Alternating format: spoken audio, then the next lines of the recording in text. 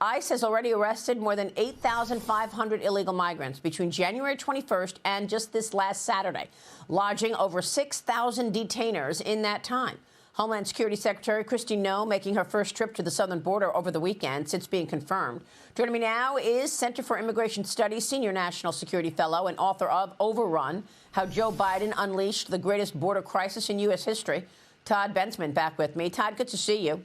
Your reaction to the president's overhaul of things here and this deportation underway, I really like what we just heard from Tom Homan, that he is aware, he's involved. We're going to see something big soon because these drug lords have created huge businesses of human trafficking within our country.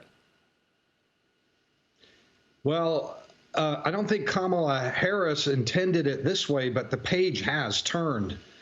The migrants, on the migrant, the other side, from their perspective, they're seeing that why should I spend $2,000, $3,000, $10,000 to try to cross the U.S. border when I'm going to end up right back in Mexico or even in my home country? Nobody is coming for the great Mexican dream.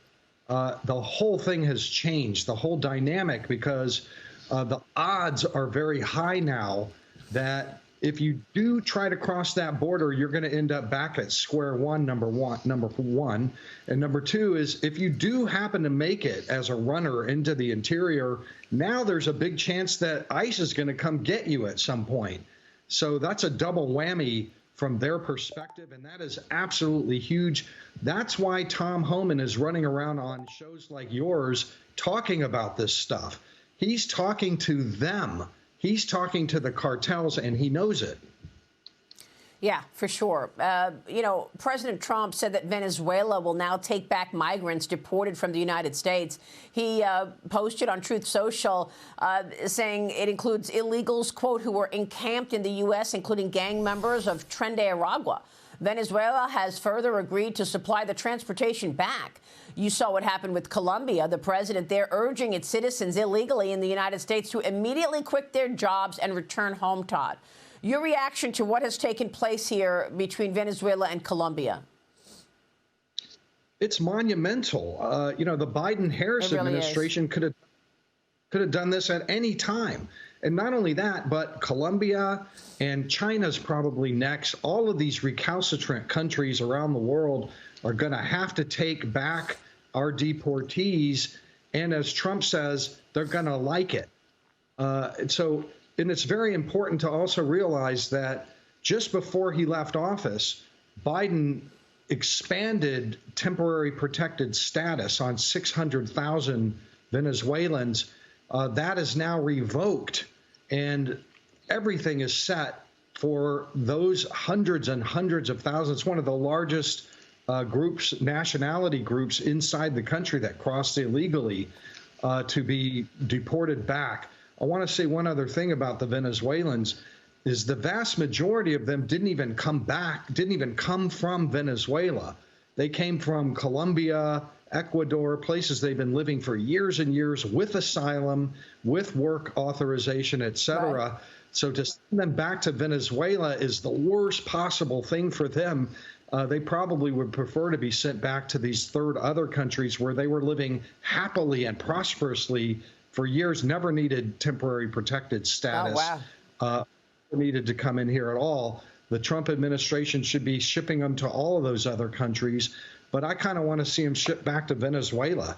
Well, look, I mean, this Venezuelan gang, Tren de Aragua, has caused massive chaos and upset, harassing people in America. So the fact that they were able to detain some of those members is a huge success. Also a huge success is what Marco Rubio did over the weekend. Marco Rubio went to Panama and came back with real success, convincing the president of Panama to not renew the Belt and Road strategy that they've had in place since 2018 with China. That's huge. And, you know, this is one of the things that President Trump has been complaining about, that the Chinese are overrunning the Panama Canal, Todd. Well, the thing that people don't, first of all, that is monumental. I mean, it's really amazing. Like, how do you just in a day do something that the prior administration could have done at any time.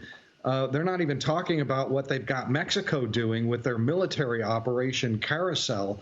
But the thing that people don't talk a lot about with Panama is there's the Darien Gap, through which almost a million people cross through. And Rubio was down there talking about that, too. They're going to close that Darien Gap. There is going to be U.S. support for deportation flights by Panama for anybody coming through that Darien Gap. And that's terrorists and Trinidad and all sorts of national security threats. A lot of Chinese nationals, too. Yeah, 80,000.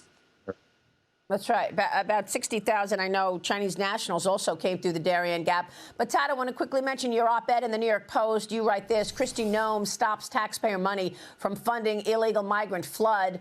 This is what we're talking about this morning. How is she stopping taxpayer money from doing that?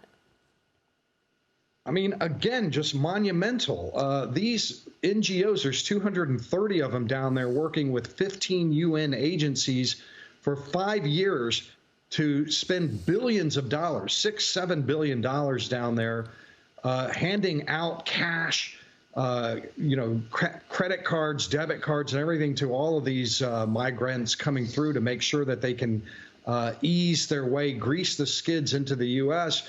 All of a sudden, Noem is saying no more money. And by the way, it's all taxpayer money, U.S. taxpayer money, saying, yeah, we've shut the fire hose off. I think that they need to next turn their attention to the United Nations agencies as well, who are really kind of the mama and papa bear down there arranging the forward movement of millions of migrants. They want to spend $1.1 billion in 2025 and another $1.2 billion in 2026 during the Trump administration. Yeah. That's not good.